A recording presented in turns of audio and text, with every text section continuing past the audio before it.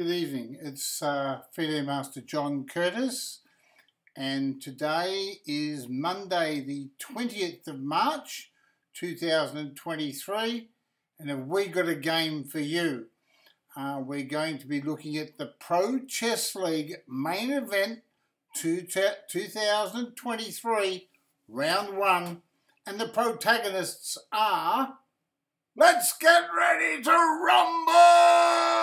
Okay, we've got Magnus Carlsen, the world champion, with the white pieces, and Santosh Vidit on the other side of the coin. Santosh Gujrathi Vidit, and he's been playing quite well, and he has just played Magnus Carlsen in this wonderful game, and I'm going to present that to you. Here we go. Magnus is playing white pieces. He opens up with B3. You can see there's 10 minutes each on the clock.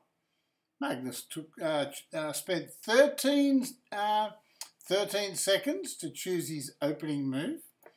D5 was played by Santosh Vidit. Bishop B2. So Magnus is playing this B3 system. C5, E3 by Magnus, and now A6. Very important move. Prevents the bishop going over here to B5 to pin the knight. Vidit wants to play knight to C6 and E5 with a very comfortable game. Hence, that's why he plays the move A6.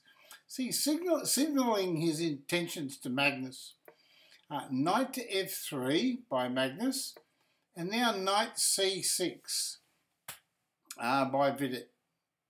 D5 was played, D4 was played by Magnus.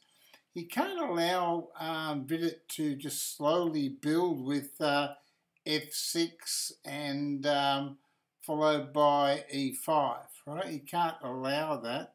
So he plays D4 to keep the tension in the centre, and also possibly to expose Black's extra move in playing A6, because White's pieces are slightly more active. He has an active bishop, got an active knight, and this bishop is sort of this bishop here is sort of semi-active, right?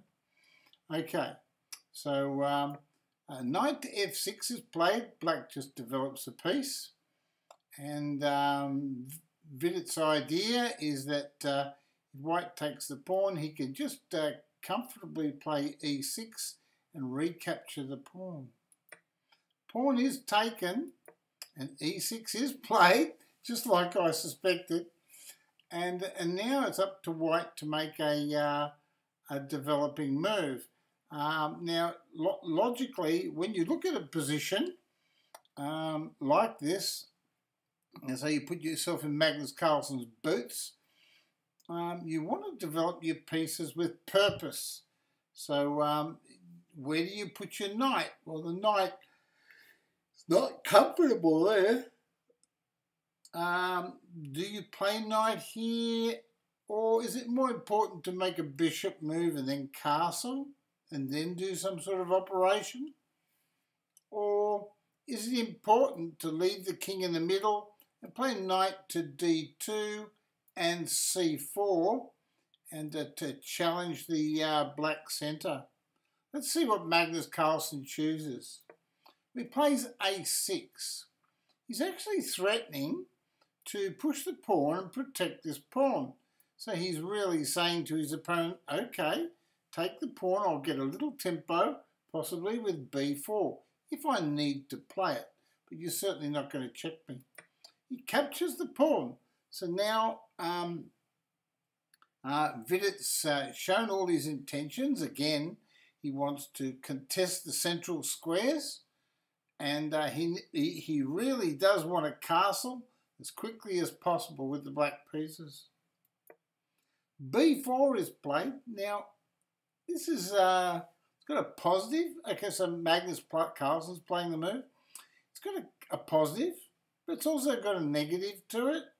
The positive is it expands on the queen side and puts the question to black, where are you going to place your bishop? What is the correct square for the black bishop? So Magnus is asking his opponent questions. That's one purpose. The other purpose is that now knight to d2 and c4 can be played, but depending on where the bishop goes. The bishop went to a7. Now, of course, if the knight went to d2, d4 might be a possibility. So after knight here, d4 might be playable. So let's see what Magnus does. Plays knight to d2. Castles. Okay, so Vidit chooses to castle first before he does anything else. He wants to put his king in safety. A logical move in this position could be c4. We'll see what takes place. He plays it. Immediately, being Magnus Carlsen, he likes to immediately challenge in the centre. Several moves here in this position. D4 is possible with complications.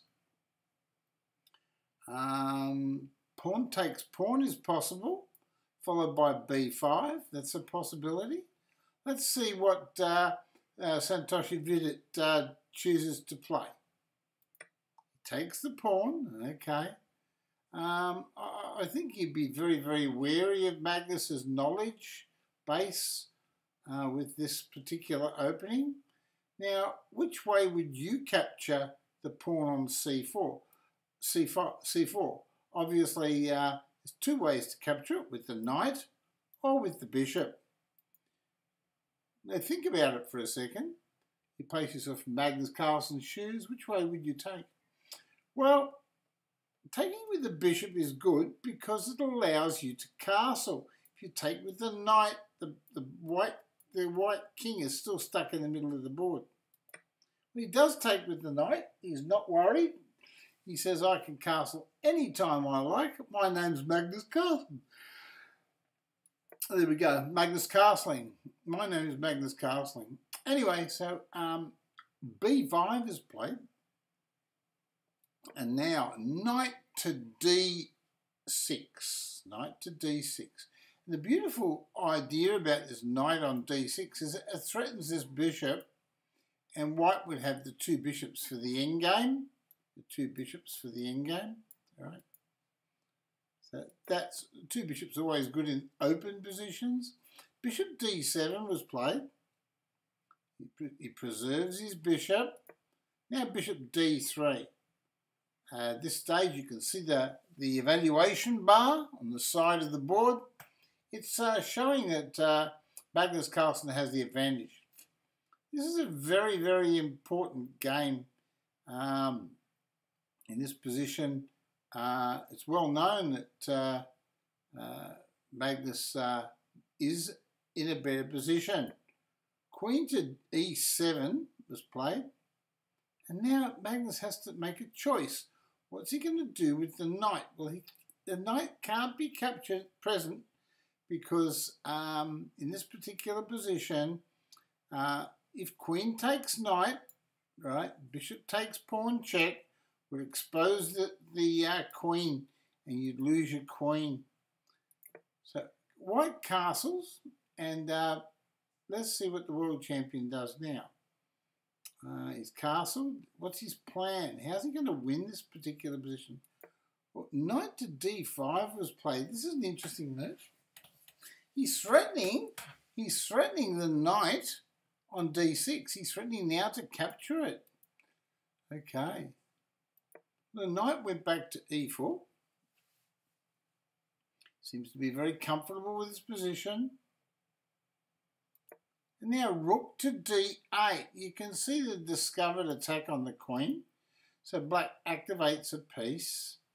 And he's trying to get equality at this stage because the evaluation bar is saying that white's got an advantage. I think the advantage may be because this bishop is biting on granite here. See, these two pawns are protected. So this bishop's not very effective. But he must have good longer-term prospects. So he played bishop b1, rook on the a file to d1, bishop e8, queen to e2, very important move. Gets away from this attack by the castle. And h6 was played. White is a bit concerned. He doesn't want these pieces coming in, knight here, and threatening him. So he chooses to play h6 to try to defend the position. Rook on the f file to d1. The white castles are beautifully placed down there, controlling both open files. Look at the a file to c8. You can see the countermeasure that black's taking to try to keep the balance. But in this stage, the white pieces are just slightly better placed than the black ones. h3 was played. This is a sign of Magnus Carlsen's maturity and his deep understanding of the position. He can see that longer term there could be a g4, g5 play, and at the same time he doesn't. A lot of players would play, say, knight to c5 and just try, and that black could solve all the problems that he has by capturing the knight. So it'd be interesting to see how black replies. Well, bishop to b6. He just moves his bishop one square and says, well, prove it. We know that you've got a better position, but how do you win? How do you win a position like this? Well, Magnus plays knight to g3. And the reason for this, what appears to be a retreat, is not a retreat at all. What he's saying is, I'd like to go over here and explore the attack with the two pieces on the g7 square. What are you going to do about that? So he's putting questions to Vidit.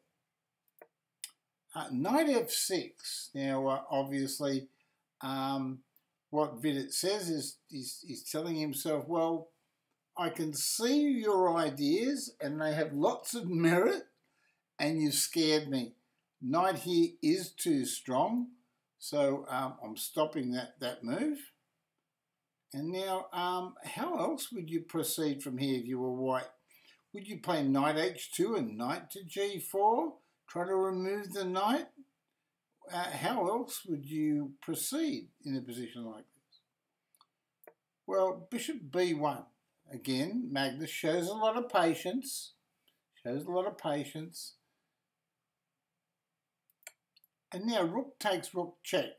If you want to win a game of chess, especially with these types of positions, you've got to exchange one of the major pieces.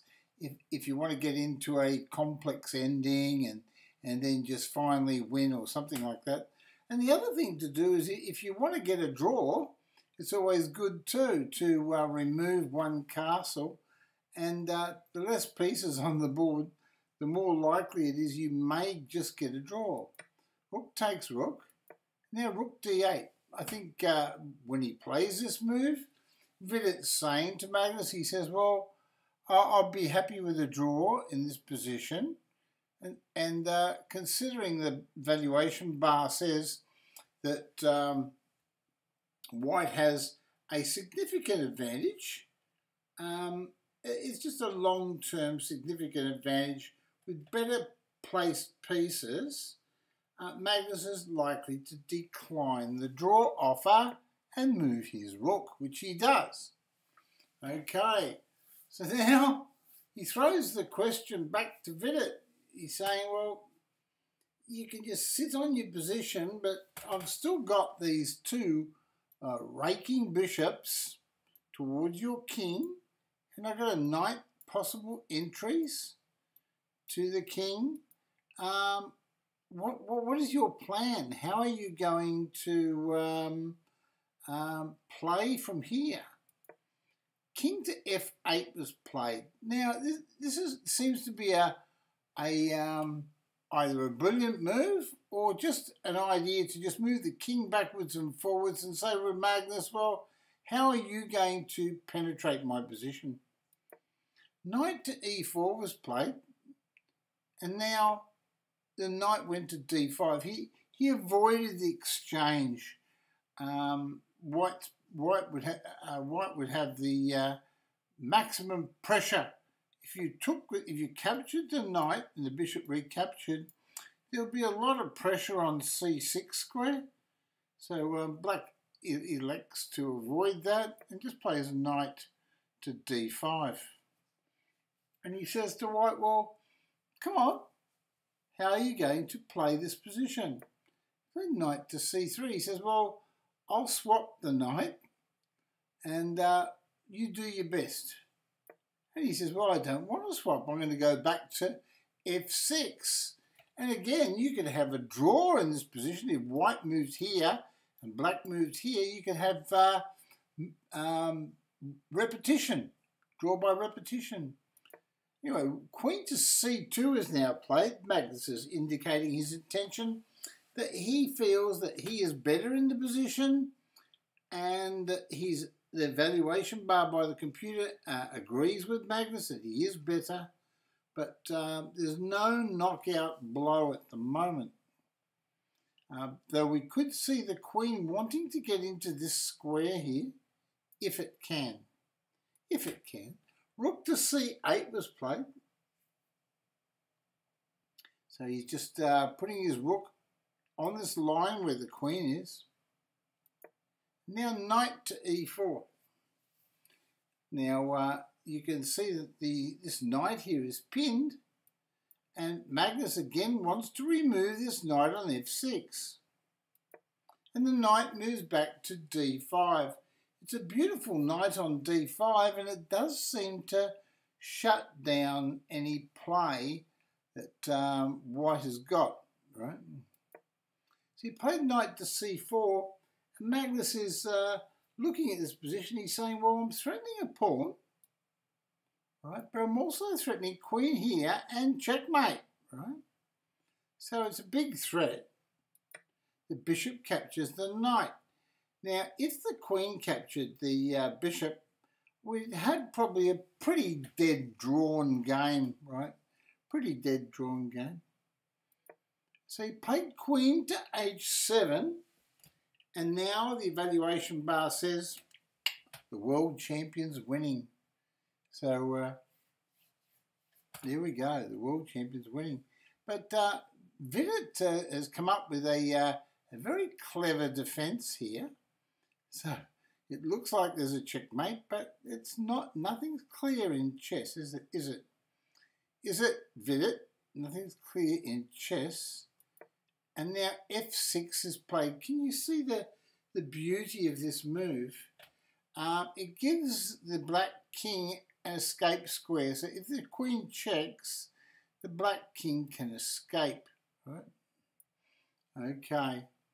Now it's in this position that we have a complications galore. And now check. Now the engine doesn't like this move. There are better moves, right? Now would the engine have preferred knight here? This is an interesting move, knight here. Let's have a look. Well, there you go. The whole idea is knight checks is a big threat, right? Also, white's threatening check here, and if the king moves forwards, right, queen check here, and if the king moves forward, the bishop here would checkmate. Right? So you can't save the bishop. You might like to, but you can't. Okay? So let's see what Magnus played. He gave a check first. Now, whether that's right or wrong, the engines wasn't too happy about it. The king went forwards, and now he played rook takes bishop. And suddenly the engine's changed its mind, and it says, well, hold on, that wasn't the best move. So this knight h4 idea does look like it would have caused more problems for the black position. Queen to b7 was played. Right, so, and now e4. Here we go, e4. The knight's being attacked, and Magnus is conducting his attack really in a big championship style way. It's not easy for black to play this position. His knight's attacked in the middle. His king is precariously placed on this f7 square. So now what would Vidit choose to play? We played knight to f4. One good thing about knight on f4 is it does cover this g6 square. Right? And now queen to h7. Now the engine, you can see the bar. Look, I'll go back. Have a look at the evaluation bar in this position. Right? And then have a look at this move. Queen there. See how the bar changes. The position's now equal. Right? However, what would happen if bishop takes pawn? Look at that move. The evaluation bar now shows that white's winning. Now, obviously, you could not take the with the pawn because you would get a check here and you would lose your queen. Right? So it's a complicated position. Right? So the engine likes this bishop takes pawn, and it puts a lot of pressure. If the king takes, right, if the king takes, there's always a dirty old pawn check there somewhere. It's going to cause you some trouble. So let's have a look. Queen to h7, knight back, and now what do you play? Knight check. Well, now this is a mistake. Notice I'll go back and you have a look at the evaluation bar and how it reacts. It says the position's equal. When the knight checks, it says white's lost a piece. Right? And why would white have lost a piece? Well, what has Magnus missed? He's missed something. Pawn takes knight. Now let's have a look at this next move. Bishop takes pawn, and Magnus thinks this pawn can't be defended. But Magnus has missed something. What has Magnus missed? He's missed that the knight can go back that way. That's right. The knight can go back this way. And as we can see in the position, the pawn's defended. And the knight can just slip back this way and attack the coin. So it looks like black solved all the problems. Well, g4 is attacking the knight. Rook takes rook, and then this is the beauty of the position. That now if you take the knight, threatening the check here, well, the rook will just take the bishop, right? So that's the problem. Okay, so pawn takes knight, and now knight to f6 forced, and black is a piece up to all intents and purposes. Bishop takes knight, king takes, that's right, it's forced. And now, have you got enough in this position to draw, let alone win? Is pawn check a great move? But, well, let's have a look. Pawn check here. All right then, so he chooses pawn check there. And we look at the evaluation bar. The computer does like Vidit's position. So what happens if pawn check here?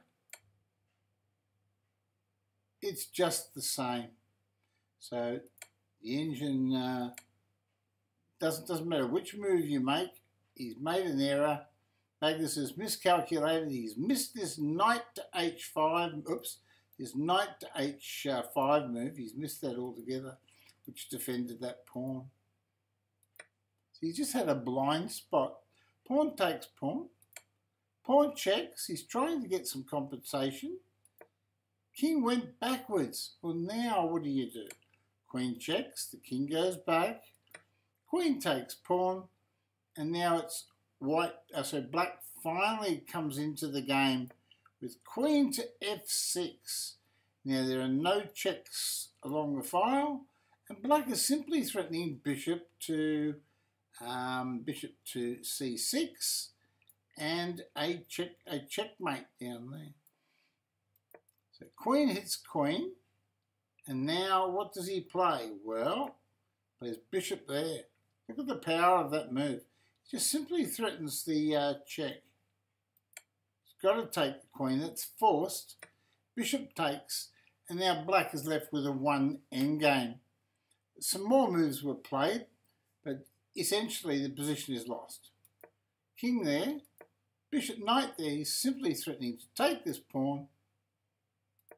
King there, bishop there, pawn there. He needs to hold that pawn. King to e7. He's just holding all his pawns. King back. He's trying to run over towards the king side. The knight's coming in now. He's threatening knight here, and knight takes pawn. And once he does that, these two pawns are going to roll through for queens. Pawn forwards, knight in. Here it comes. Here comes the death knell for poor old Magnus. Bishop to d3. Knight takes pawn. King there. Pawn to a5. He wants to push his pawns now. King to d4. He's centralising his king, but it's all too late. Bishop goes back. Push the pawn. Push the pawn. As you can see, black is on the march now. It's all over. Pawn there. Takes it off. Bishop takes. And now push the pawn. You're just pushing for a queen. There's virtually nothing you can do. The pawns are very, very formidable. Pawn forwards. Magnus is still pushing pawns. And pawn forwards here. King must go back. It's a forced move. Knight checks. The king goes forwards. Knight hits bishop. It also attacks this pawn here, which is a twofold attack. And that position, the great world champion Magnus Carlsen, as we know, resigned to our good friend Mr. Santosh Gujrathi Vidit of India, rated 2730. For the purposes of this game, Magnus outrated him by 122 rating points. I hope you enjoyed this game. It's a sign of some more great games to come. There are quite a number of games that you can visit on chess.com at the Pro Chess League main event. And I suggest that you go in there and have a little look at what's available to you. If you like my video, please give it a thumbs up. And one observation is the Indians are certainly on the march, aren't they? The Gukesh, the Santosh Vidit, the Pragnandahars, the Ayantaris are all coming through. Ayantari? No? Anyway, until I see you on my next video, I'm going to sign off. I streamed for 6 hours today on Twitch TV, so I'm a little tired, but I'll catch you on my next video. And if you haven't subscribed to the channel, please subscribe. It's free to subscribe on YouTube. Bye for now. I'll see you again next time.